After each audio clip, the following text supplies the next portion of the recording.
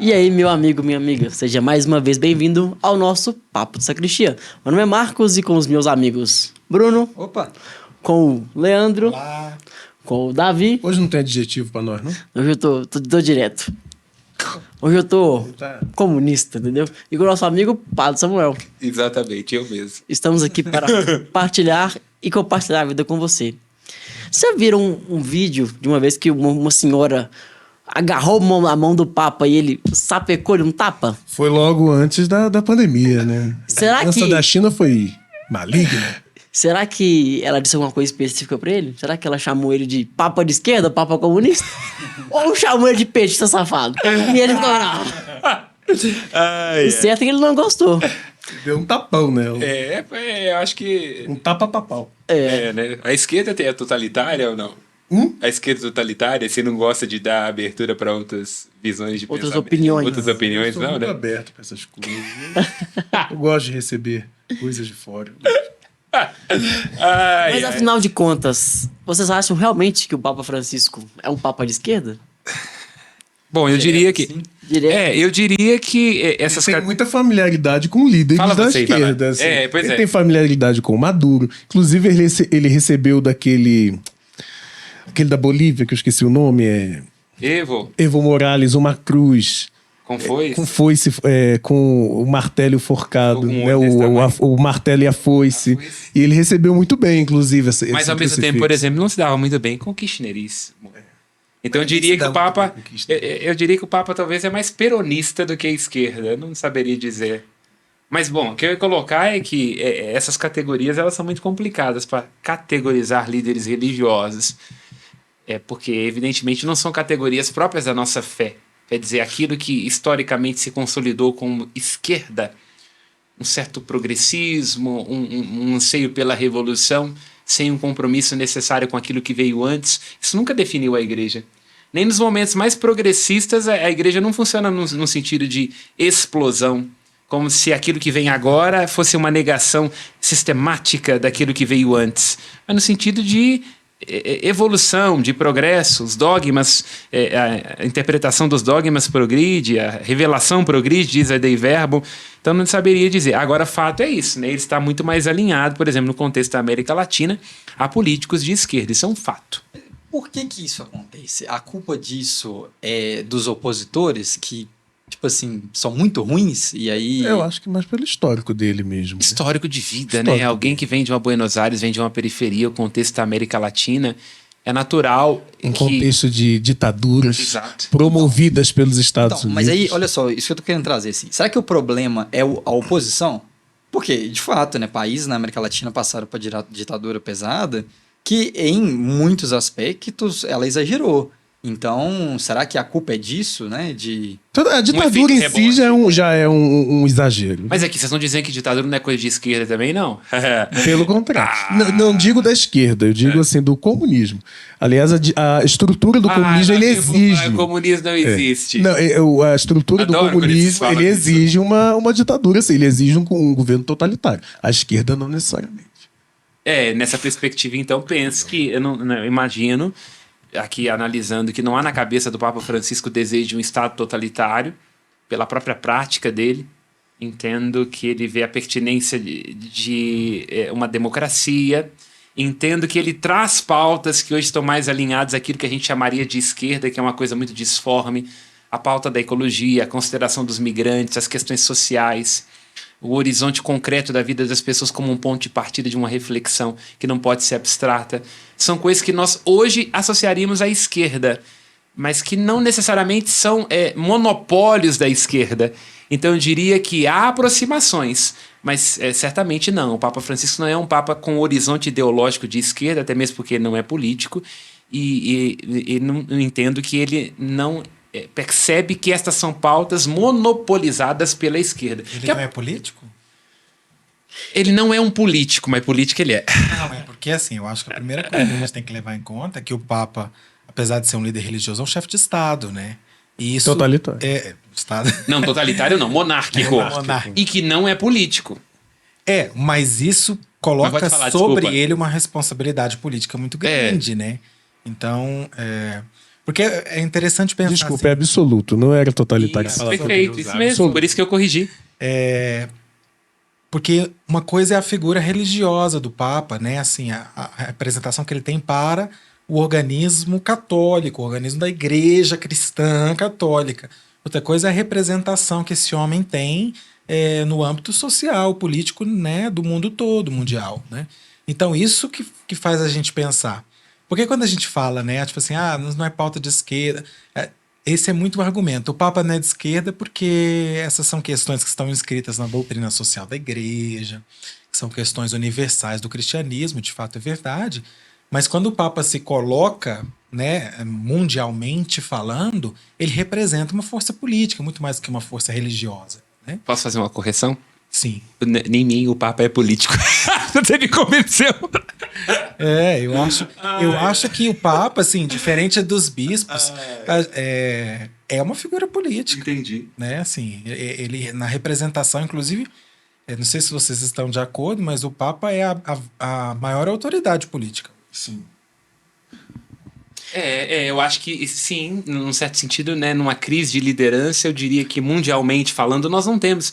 Como já tivemos em outros lugares, né? Um Gorbachev, E tipo assim, não é nem que as pessoas aceitem o que ele está dizendo, mas todo mundo ouve o que ele Isso, tem para perfeito, dizer. concordo. Né? Então ele é Como uma figura de referência mundial. Pode concluir, inclusive, perdão. a figura do Papa nesses conflitos que nós estamos verificando aí, né, testemunhando, infelizmente. É a opinião que importa. É a no fim da opinião que importa. Aí, nesse ponto, eu discordo. Eu acho que assim, mas eu te deixo concluir só fazer um adendo. Eu entendo que ele é relevante e que ele é escutado. Mas como figura diplomática, assim, aqui, pelo amor de Deus, gente, é a análise política do Papa. Você quer meu emprego, pelo amor de Deus. Ele deu, falar mal do bispo já daria problema. Do Papa, então, nem se fala. Ele é o chefe do chefe. E chefe do chefe, exatamente. Mas como líder político, eu acho que Francisco é muito fraco a nível de diplomacia. Muito, muito fraco. Comparando João Paulo II com Reagan. Que isso? Muito fraco. João Paulo II se impostava muito mais. Deu medo no comunismo. Francisco, ele fala problema na guerra da Ucrânia, ele chora lá e o Putin. E daí?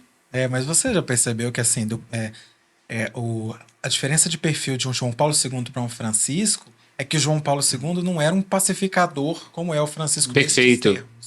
Né? Ele era um homem de conflito. João Paulo queria fogo no parque. Ele era um homem de conflito. Boas. Ele enfrentou as questões. Né? E eu não estou dizendo que o Papa Francisco não seja um homem de conflito, pelo contrário. Ele é um homem que está no conflito com questões Mas um emergentes. pacifista. Um pacifista. Perfeito. E o pacifista tem pouca credibilidade quando você pensa assim no âmbito da política. Porque política é guerra sem derramamento de sangue, já lembra? Mao Tse Tung, né? Agora, o que é a esquerda? O que é a esquerda? Para a gente poder discutir se o Papa é de esquerda ou não. Bom, do ponto de vista histórico, a esquerda está associada àquela dimensão topográfica ali da Revolução Francesa, aqueles que ficaram à esquerda, né? Os jacobinos, que seriam aqueles que tinham uma compreensão de uma ruptura do regime até então estabelecido. Quer dizer, a Europa como Estado-nação, a ideia de uma monarquia, uma certa estabilidade, conservadorismo. E a esquerda tem esse imperativo da revolução, isso historicamente. Agora, hoje em dia, sobretudo à luz de Marx, eu diria que o que caracterizaria a esquerda? Ela seria o último resquício de um ideal socialista e comunista, no sentido estrito. Então, pega aquilo que foi teorizado por Marx na compreensão de uma economia que não é de mercado, de um Estado totalitário, e mais ou menos tenta encarnar isso nas circunstâncias concretas. Hoje a esquerda, por exemplo, eu não saberia dizer, acho que nem a China, né? Talvez Coreia é uma esquerda do ponto de vista de um Estado totalitário. A China vai muito bem, capitalista, obrigado. Então eu diria que hoje a esquerda estaria muito mais ligada a esta ideia de uma consideração de pautas sociais, estaria muito mais ligada à ideia de um certo... Identitárias. Uma ideia identitárias, muito bom nessa perspectiva, do que propriamente uma confiança no Estado totalitário. Você deu um panorama histórico que tem muito a ver com questões de Estado. Exato. E se a gente imputa ao Papa essas questões, talvez o termo esquerda não fique muito adequado. Agora, se a gente pensa assim, é possível dizer que a esquerda tem valores que a configurem como esquerda? Se sim, esses valores são os valores do Papa? E se sim são os valores do Papa, é porque o Papa é de esquerda ou porque esses valores não são apenas da esquerda? É uma excelente provocação. pergunta. Muito boa. Porque, de fato, nos leva a pensar, né, o que retroalimenta quem, de alguma forma. Eu diria assim, o que eu entendo do Papa Francisco. Eu vejo nele, ele segue muito a linha da tradição profética do Antigo Testamento. O que eu entendo, por exemplo, no contexto da América Latina? A consciência dos desvios, dos desmandos, de toda a situação de injustiça social na América Latina, acabou fazendo com que padres, bispos e pensadores, eles se utilizassem do arcabouço marxista para traduzir isso.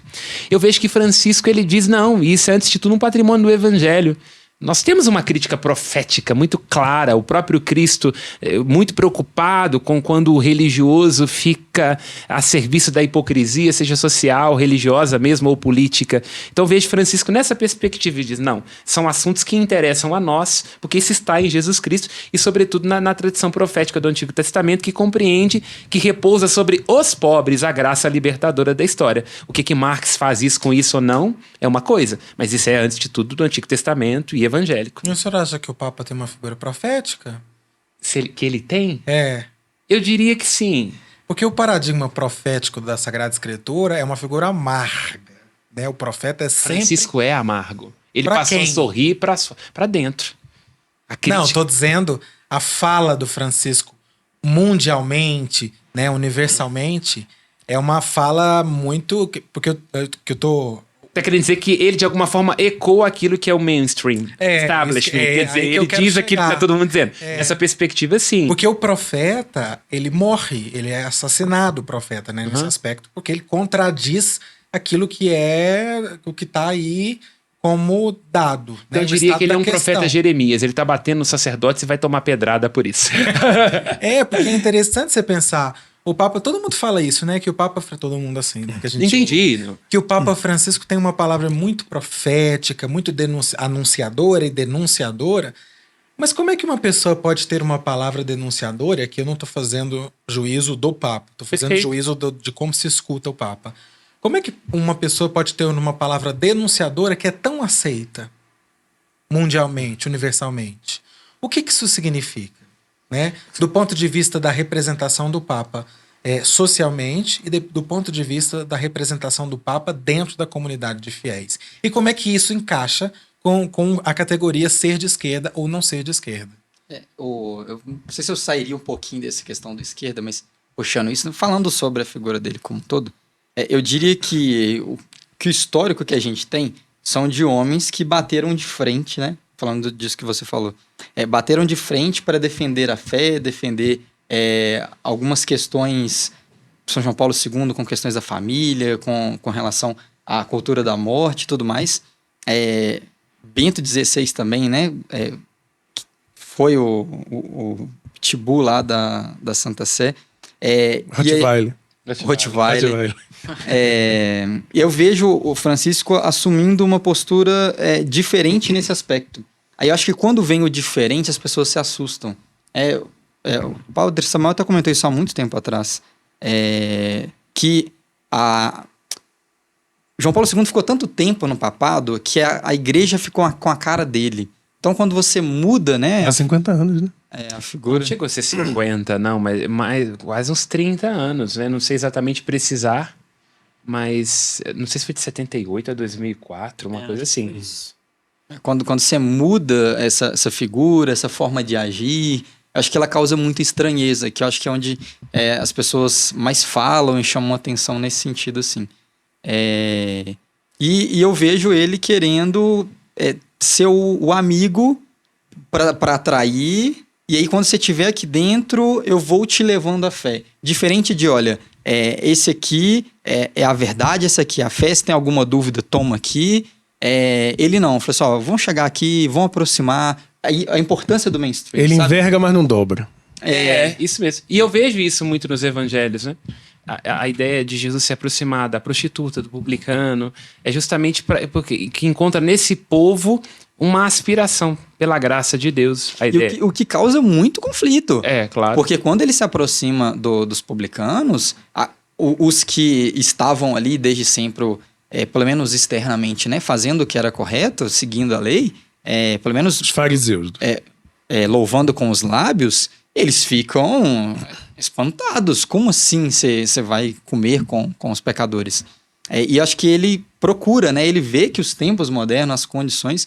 E aí é um pouco de realidade de hoje, mas um pouco também da visão própria dele. Ele decidiu agir dessa forma. E aí eu entendo assim, o nosso papel enquanto cristão católico é acolher ele, né? Como o nosso Papa, né? O representante de Deus aqui, a nossa referência política, um líder nosso... É como uma questão principalmente de respeito, que eu sinto também que se falta muito hoje, né? De respeito para essa posição que ele resolve assumir, ele escolhe trilhar esse caminho e vamos, no que nos cabe, né? No que está ao nosso alcance, respeitar e também apoiar, né? Acolher aquilo, né? Vamos tentar ouvir, entender o que ele está querendo trazer. E para mim, e olha que eu sou um cara que fico tentando entender muito, né? Porque na primeira impressão, o que parece? Se você tem uma condição que é claramente um pecado, você bate de frente, você faz com que a sua igreja... Vou tentar caracterizar um pouco aqui. Você faz com que a sua igreja só tenha santos, digamos assim. Só vai entrar aqui, se você passar aqui, esses aqui são os mandamentos, tem que seguir essa lei aqui. E aí...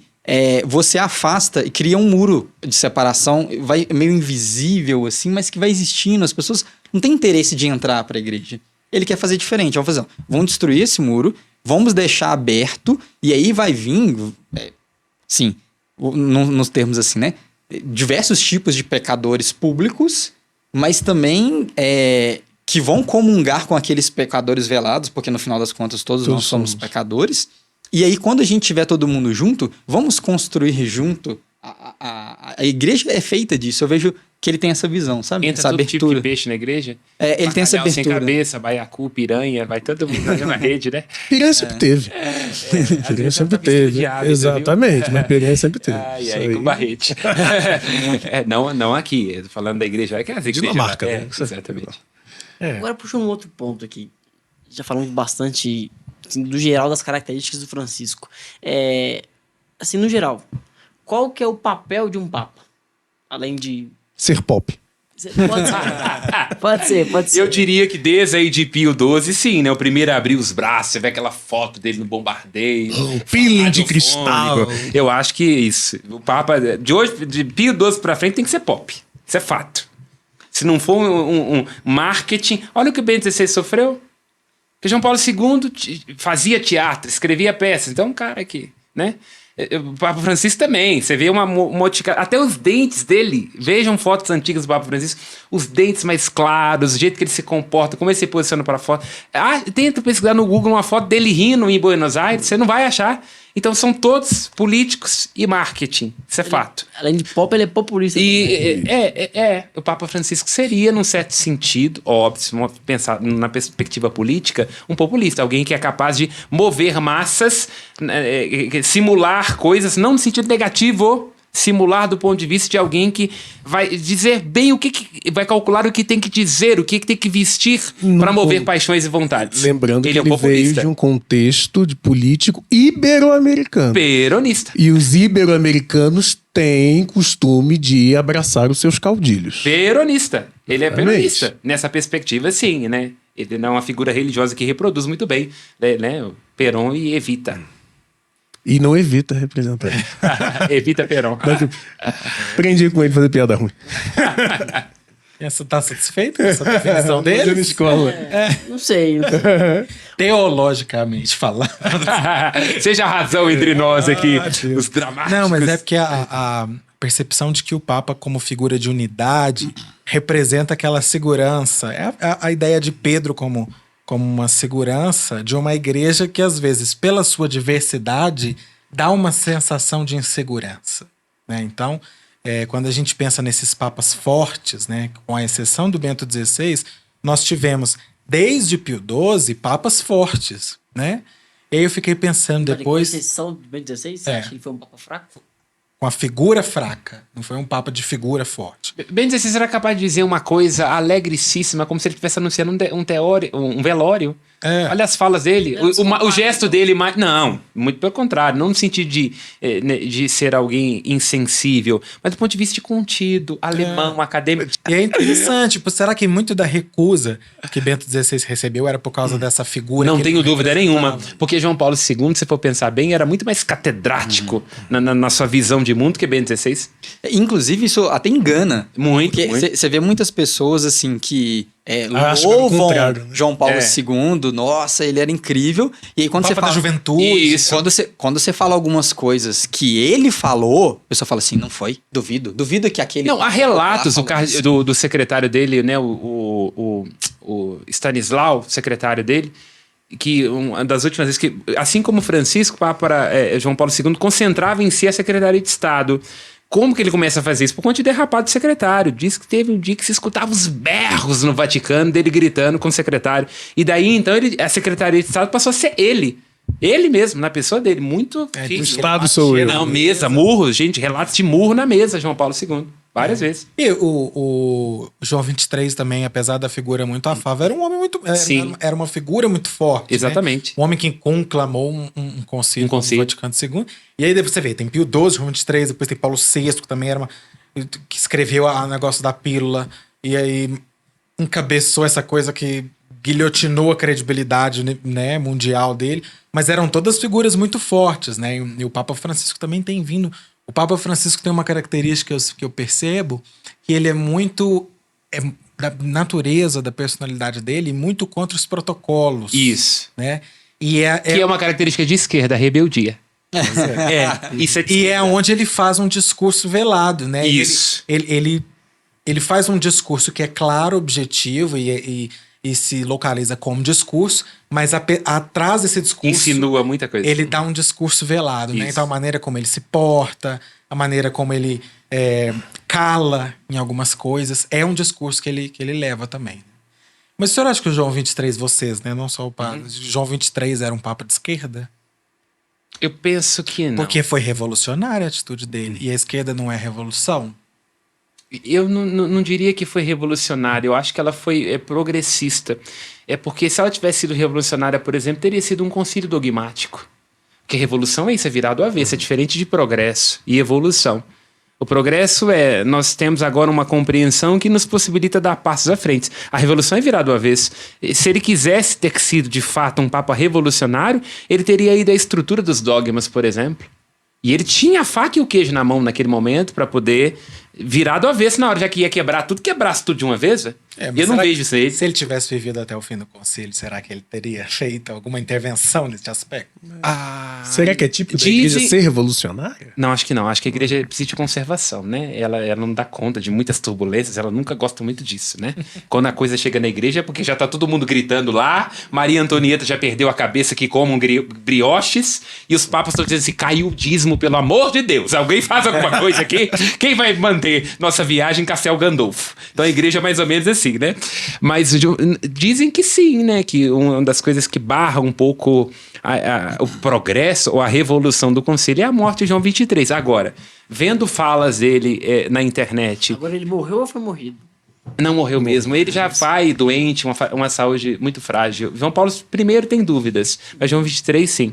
Mas tem falas dele na internet, como por exemplo, sobre o uso do latim, sobre as palmas ou não, que me dão a entender que ele não era assim uma pessoa, né? Eu não tinha pensado nisso, mas assim, enquanto proposição, né, de uma questão mais social, eu acho que ele é mais revolucionário do que Francisco. Você fala João quem? 23? Agora que eu nunca tinha pensado nisso. Ah, eu acho que não. Eu acho que não. Porque Francisco, no sentido de revolução, ele só quer ouvir, ele só quer trazer, só quer vir. Assim, Ele não é revolucionário, ele é conciliador. Ele ouve, mas tá bom. Tá, garoto, vamos pro outro lado. Bom, é Faz muito isso. difícil Quais categorizar. iniciativas- João 23 comprou uma briga. Quais ações revolucionárias nós poderíamos elencar do papado do Papa Francisco? Papa Francisco, ação revolucionária, no sentido estrito, para mim, nenhuma. Acho que não faz diferença nenhuma. Inclusive aqui, como análise antropológica e como um pensador, eu acho que as propostas dele de reforma para a cura têm se mostrado até um presente momento muito fracas. Não há mudança estrutural.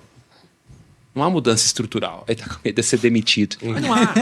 Faz o C9, aí depois muda um, modifica outro, mas eu não vejo reflexo disso na cura romana, por exemplo. São os mesmos de Castérios. Ele tá fazendo uma coisa que eu acho que ela será extremamente problemática aqui como análise, que é você nomear cardeais de vários lugares do mundo, porque é sempre assim, na hora da crise, os cardeais querendo voltar para a festa do padroeiro na diocese, elege qualquer um aí, fez 2 terços, acabou. Não se conhecem, não são homens de cúria. A tendência, então, é olharem todos para alguém que é forte, seja a esquerda ou a direita, e dizer: vai lá, é o próximo bobo. É sim, né? Então, essa ideia de descentralização, ela sempre termina com muita centralização. Você tem que escolher alguém que vai fazer o que nenhum de nós quer fazer. E há um outro aspecto também nisso, padre, é que é necessário um profissional de cúria. É lógico que sim, Porque se você coloca pessoas que não são profissionais naquele maquinário, Exatamente. eles vão se atropelar. Exato, você precisa de um técnico. Então, se esse técnico vai ser ou não mais à direita ou à esquerda, eu não sei. Mas a ideia de uma cúria descentralizada, a ideia de uma... todo mundo pode falar, nunca termina bem. Nunca. Nunca. É de esquerda ou não é? A que conclusão chegamos? Não, mas, por exemplo, a gente até comentou do sínodo, né? Na estruturação lá, né, na proposta do sínodo, uma das coisas que, assim, um dos pontos, né, que tá lá assim, é que enquanto definições para o sínodo, uma coisa que quer deixar bem clara desde o início é que tem que ter uma estrutura e uma hierarquia. Então, assim, eu penso assim, vamos ter de fato, né, essa ampliação assim, mas, por outro lado, um respeito à hierarquia, um respeito... Acho que, sei lá, eu tenho medo de pensar exagero nesse sentido. Eu penso que se eu fosse dizer uma categoria para mim que define a esquerda, para além dessas suas manifestações divergentes entre si, é revolução. Para uma pessoa ser de esquerda, a ideia é que ela não tem compromisso nenhum de conservar o que veio antes. Ruptura. Então, nessa perspectiva, eu não posso dizer que é o caso do Papa Francisco. Eu não o vejo num papado de ruptura. Pode ser ácido, pode ser provocador, abre muitas questões, mas de ruptura, não vejo. E quem disser isso para mim, nós estamos há 10 anos de pontificado do Papa Francisco. Eu não vi nada nele que deixaria, por exemplo, João Paulo II, Bento XVI ou quem veio antes descabelado.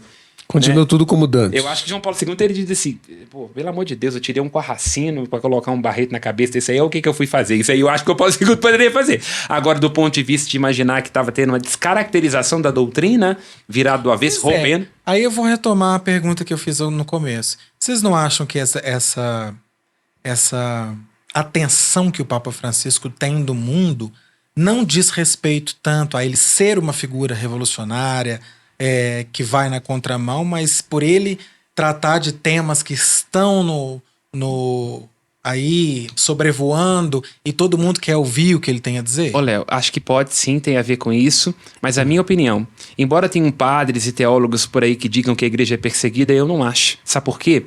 Porque se fizerem com a igreja aquilo que fizeram, por exemplo, com a Lava Jato, pegar o Telegram dos padres, dos bis e companhia limitada, tudo aquilo que a igreja faz de errado em vários aspectos, a gente estaria ferrado. Se houvesse realmente uma estratégia de destruir a igreja, imagina quantas coisas acontecem debaixo do pano em várias dioceses.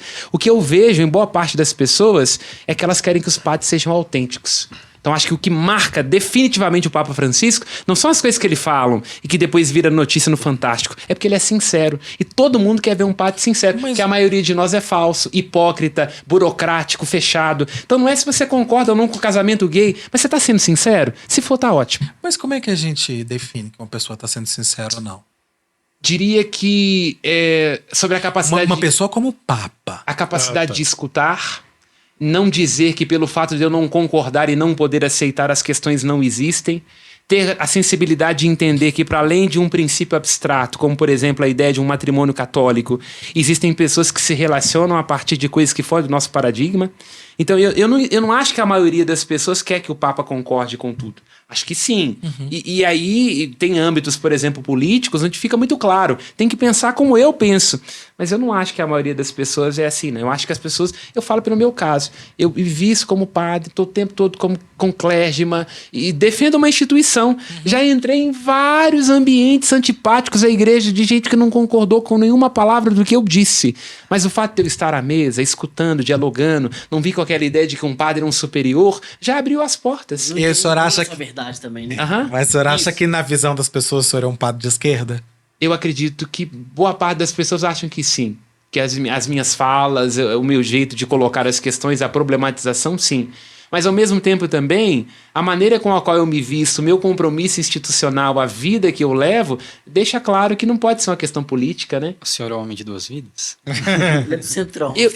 Não, porque Centrão é a ideia de tudo vale, né? Eu diria que eu tenho um compromisso com... Mas é Com o possível ser. progresso, não necessariamente com a revolução. É aquela história conservador nos costumes e liberal nas. Como é que é aquela história? Que a pessoa é conservador de um lado e é progressista do outro? Me fugiu agora a expressão que você tem uma quer dizer, expressão né? assim. É da economia conservador e liberal nos costumes Mais ou ou menos assim vice-versa? seria o Papa Francisco. Poderíamos dizer que o Papa Francisco é esquerda em um aspecto e direita em outra? Se é que a gente pode entender o que significa. Numa esquerda, definição bem direita. rasa, eu acho que ele é mais à esquerda. Por conta da rebeldia, por conta do compromisso com as questões sociais, eu diria que mais à esquerda. Acho que aquilo que caracteriza a direita no sentido estrito, eu não vejo, por exemplo, do ponto de vista econômico. Eu acho que o Papa Francisco, por exemplo, e não que seja ruim, tá? Mas ele tem uma visão ideal de economia. Eu acho que e eu penso, por exemplo, aí nessa perspectiva, respondendo se é esquerda ou direita. Por exemplo, para mim, política é Maquiavel. Política é interesse, política é objetividade, é economia ligada à ciência da escassez. O Marx idealiza. É aquilo que Dostoiévski diz, o comunismo é uma Babel invertida, porque a Babel primeira quis fazer subir. O comunismo promete que vai descer. Marx idealiza? Muito. E a economia de Clara e Francisco? Exato, e por isso que eu disse. É por isso que eu digo. Eu acho que o Francisco tem uma ideia muito idealizada de economia que, no meu entendimento, não tem a mínima chance de dar certo. Porque economia são relações de troca. Agora, é lógico, volto a dizer, não estou invalidando a questão do Papa sobre a questão social, sobre a questão da consideração do outro, isso é evangélico. Mas a ideia de que haverá uma economia que não esteja baseada no lucro, para mim isso é uma idealização terrível. E que nunca vai dar certo. Porque lei Maquiavel, né? Para mim, política é interesse, simples assim. Mover paixões e vontades e te levar a você aonde eu quero, achando que você está fazendo o que você quer. Para mim, política é isso. É interessante pensar que a gente. Nós estamos fazendo juízos assim, né? Muito precipitados. Muito vorazes, é lógico. Aqui é e amplos, mas assim. Se a gente pensar que o Papa vem de uma realidade latino-americana, o repertório que ele traz, o background que ele traz, é um background de injustiça, Perfeito. que exige solidariedade, portanto, nesses aspectos ele parece estar mais alinhado à esquerda. Só que eu sinto, é muito difícil categorizar neste aspecto, né? Porque a categorização sempre deixa algumas coisas a desejar, mas a impressão que eu tenho do Papa é que ele é em alguns aspectos, ele tende a este tipo, em outros aspectos, ele tende a este tipo. Mas a figura que o Papa... E aí a insistência que eu deixei no começo, que eu reafirmo, é que a figura política do Papa mundialmente, né, assim, o que ele representa enquanto chefe de Estado, chefe de um Estado do cristianismo, não é nem o Estado Vaticano, né, assim, mas o chefe da maior instituição que nós temos... O cristianismo, ele tem uma ideia de uma nação, é tipo os curdos, para além do território. São as reminiscências da cristandade, né, que estão aí no nosso... É uma ideia mais dada à esquerda, assim, né? Que é ele trazendo essas pautas. Você vê dois textos de pauta ecológica. Que isso? Quanto tempo não se tinha um texto de pauta ecológica? Desde os patrísticos, talvez, né? Mas que é uma pauta que é muito associada à ideia das políticas mais de esquerda, né? Exatamente. Agora, esse estilo do Papa, de preocupar com as causas ecológicas, sociais, de gostar de ouvir, vocês acham que é um estilo de Papa que veio para ficar ou é algo só do Francisco por ser latino-americano? Acredito que o próximo Papa Eu acho que não na seria... prática não dá certo. Não dá certo. Entende? Eu lembro quando estava no seminário que escutava falar assim, né? Evangelho segundo a comunidade, não sei o quê. Nossos CPPs não dão certo, quanto mais escrever o evangelho. Então, eu acho que tem determinadas coisas, inevitavelmente, que elas exigirão uma centralização. Se você não tem uma cabeça, ou você é acéfalo, ou é uma hidra, tem várias cabeças. E não dá certo. Pense em vocês, num trabalho. Volta aqui a dizer, hein? Aqui é uma questão... prática, pragmática, como um leitor de Maquiavel que sou. Tentem vocês organizar uma coisa simples como decidir o sabor da pizza sem ter alguém que diz que vai ser essa. Tentem fazer Eu ia dar esse isso. testemunho neste Tenta momento. organizar. É difícil. Tenta. É difícil a gente ter que ouvir todo mundo para chegar a um denominador comum. É quase impossível. Tem que ter alguém para ir lá e decidir. Falar, olha, vai ser Não isso. é o ideal, eu acho que é voraz, eu acho que é extremamente centralizador, mas na verdade, esse estilo que acabou sempre acontecendo entre os governantes, um princípio, um presidente, um monarca, um ministro do STF, é porque na verdade tá nos colocando diante de uma coisa muito pior, que é a vida. A vida é voraz, não consensual, objetiva, pragmática. Por que a esquerda agora, por exemplo, está tendo muita dificuldade no Brasil de se comunicar com as pessoas? Porque uma coisa é ter abstração sobre o que tem que ser o Estado, a família, a defesa social, com economia boa. Mas eu pensando, como é que eu pago meu boleto? Como é que meu filho faz faculdade? Como que a gente vai conseguir ter uma saúde adequada com um político roubando a gente? Não tem gabinete que dá conta disso. E aí o Ministério da Saúde promove um evento que coloca uma coisa que causa maior comoção. Vocês viram aquela dança da pessoa lá? Que descredibiliza ainda mais Exatamente. qualquer postura. Aí você pensa a mãe de família que tá com um filho morrendo de droga, a mãe de família que tá querendo levar o neto pra ir num posto que não tem saúde. Você acha que ela vai olhar uma coisa como essa? Ela vai sentir ojeriza. Porque a questão política e econômica ela é prática. Política economia é uma ciência da escassez. E a política é sobre como produzir o melhor número de resultados com o mínimo possível. Então, infelizmente, se encontrarem alguma coisa melhor do que isso... Então, dito isso, para concluir, quais são as suas profecias para o próximo Papa? Um conservador. É Nostradamus. Não me arrisco. Se for Nostradamus, o último é Francisco, na profecia Mas dele. não tinha um Papa Negro, o Nostradamus? Isso lá na igreja de Nossa Senhora de Efigênia, lá no Ouro Preto, né? Mas Nostradamus não, né? O último, o Petrus Romanos é o último agora, né? Morreu a Glória da Oliveira, depois do Trabalho do Sol. Né? Trabalho do Sol, João Paulo, porque viajava demais. A Glória da Oliveira é Ben 16. Petrus Romanos é o último de Nostradamus. Tá. Então o mundo tá para acabar, segundo a profecia. Acho que porque faltou papel, né? Mas isso aí não dá engajamento, então o mundo vai acabar. Mas eu apostaria no algo mais conservador, assim. Não diria um Sara, não, sabe? Mas, Não, acho que também não. mas seria algo assim mais... Porque, por mais que o padre às vezes fala, parece num tom de crítica, mas eu acho que é uma realidade. A questão do pêndulo. Assim, acho que quando você leva para um lado... E isso eu não falo criticando, falando que o Francisco está fazendo algo errado. Não estou falando que... porque eu acho que isso também é... Aí você fala assim, ainda bem que Bento XVI saiu e a gente tem Papa Francisco. Não, ele cumpriu o seu papel e fez o que tinha que fazer. E na época dele, nas circunstâncias dele e na visão dele. Outra coisa também que a gente tem que levar em consideração é que a gente fala daqui com a nossa visão. Mas a gente nunca esteve naquele lugar. Perfeito. Que deve ser pesadíssimo, cara. Assim, escutar pessoas de condições muito diferentes, com opiniões muito diferentes, e ter que controlar uma barca desse tamanho, gigantesca. Titanic. E no momento em que você decide tomar paulada, se perguntar Não, sobre o de que todos isso os vai lados. gerar de impacto na vida das pessoas que não têm o conhecimento que você tem. Não, o último programa a gente até falou dos Duber, né? Sem dúvida alguma. Quando ele responde aquelas Duber ali, ele toma porrada dos dois lados. Assim, assim, é uma situação muito difícil, muito desgastante. Não sei se é por isso que ele vai tantas vezes pro hospital, mas... Pode ser, lógico. É pesadíssimo, sabe? Então, assim, a gente não... Ele deu uma baqueada boa na saúde, né? Não, comparem as fotos. Façam esse exercício, quem está em casa também. O início do pontificado do Papa Francisco, que é agora. Você vê nitidamente o envelhecimento. Mas nessa perspectiva, sem querer falar demais, mas já falando, reparem o movimento que está acontecendo agora a nível de política. Por exemplo, se eu lhes perguntasse alguns anos atrás, é possível pensar num Estado para os palestinos? Não, esse povo faz bomba demais. É possível algum tipo de diálogo com estados totalitários? Não. China, segunda economia do mundo, se não for a primeira, porque eu tenho as minhas dúvidas. É possível um líder desafiar a ONU, empeitar vários países e ainda assim continuar tendo soberania sem causar uma guerra mundial? O Putin. Então, qual que é a conclusão? Que eu acho que hoje, O mundo nossa... tá acabando. Não diria que o mundo está acabando, mas de que há suspeitas se isso tudo pode, descentralização vai dar certo.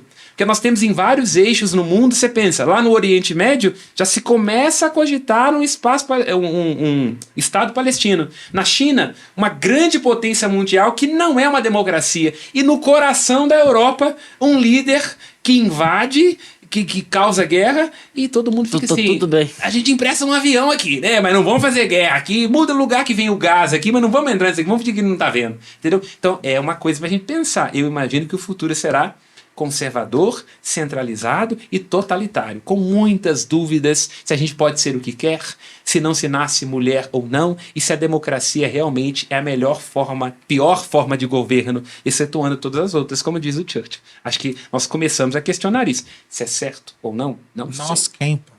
Nós, enquanto indivíduos humanos. Porque a minha pergunta vai no seguinte sentido. O Papa Francisco renovou o Colégio dos Cardeais. E que não vai fazer diferença nenhuma. Será? Eu acho que não. A igreja, no meu entendimento, não dá conta de grandes tempestades. Ela não dá conta. Ninguém, na hora do pau, o voto é sempre pró-conservador. Pense, o que faz surgir no mundo ditadura? Incerteza. Quando tá todo mundo com medo. Quando ninguém consegue trazer uma resposta. Repete o que sempre deu certo. Mas o ponto é o seguinte, os cardeais... Isso é desde de Roma, que o Senado verdade, romano os primeiros elegeu o ditadores. czar, que foi sair no século XVI, velho. Pois é, mas o meu ponto é o seguinte, os cardeais novos que estão lá consideram que nós estamos num tempo de certeza? De incerteza? É, Acredito que que o sim. pontificado- Eles querem voltar para casa para celebrar a festa do padroeiro. Eles não vão dar conta de ficar pensando num líder que traz em si a graça reveladora da história. Um líder conciliador tem que voltar para casa, pelo amor de Deus, resolve isso aqui, deixa a cúria com quem gosta da cúria. Pode parecer, nós estamos caricaturando, mas pode parecer, mas é assim, pense no caso do Brasil. Dá um outro exemplo bobo. A CNBB hoje, pode observar. Agora, todo mundo que se torna presidente da CNBB ou que se torna bispo na CNBB tem que dizer sobre pautas que nunca foram tratadas pela CNBB como estão sendo agora. Quando que há uns 20 anos atrás, se alguém questionasse uma campanha da fraternidade, a CNBB faria uma nota? Agora não. Tem que deixar claro que é contra o aborto. Tem que deixar claro que os problemas da CF... Isso é resultado do quê? É o calor da massa. Entendeu? E esse calor da massa, na hora de decidir, o pessoal vai pensar assim, pô, os bispos, queríamos aqui um presidente da CNBB que fosse mais à esquerda. Mas pensa, Maria Antonieta, colocaram na guilhotina. Então, coloca alguém aqui que é um mediano. Porque senão ele vai quebrar o barco. A mesma coisa vai ser o raciocínio de Roma. Você tem um povo, uma população que está aí preocupada, mas muita gente já está até mais fora, não está nem ligando para a igreja. Então vai optar-se por ficar com quem já tem. Ué. Até mesmo porque conservador tem mais filho. Esquerda não tem tanto filho assim, é 1 ou 2. Agora, já viu filho de conservador? Tem 4, 5. Então, As famílias são mais numerosas. Então, de onde vão vir os padres? Vão ter que mentalidade? Então, o futuro da igreja, é lógico, tem que tomar cuidado, porque não dá para fazer um futurible. Mas eu imagino que em 15, 20 anos, vejam nas nossas paróquias, véu, as batinas, as cerimônias em latim, o missal que retomou as santas e veneráveis mãos. A CNBB aprovou o missal que fala de santas e veneráveis mãos. Isso é um resultado de quê? Nós estamos dando uma guinada à direita. E ela vai chegar lá no Vaticano. Já está na América Latina. Vai chegar lá. Escuta, papai. Amém? Amém. Muito bem. Se você é de esquerda como Papa, ou de direita como Papa, sei lá, como Papa, se inscreve no canal, compartilha esse vídeo, comenta, concordando, discordando, que dá engajamento. E volte mais vezes, tá bom?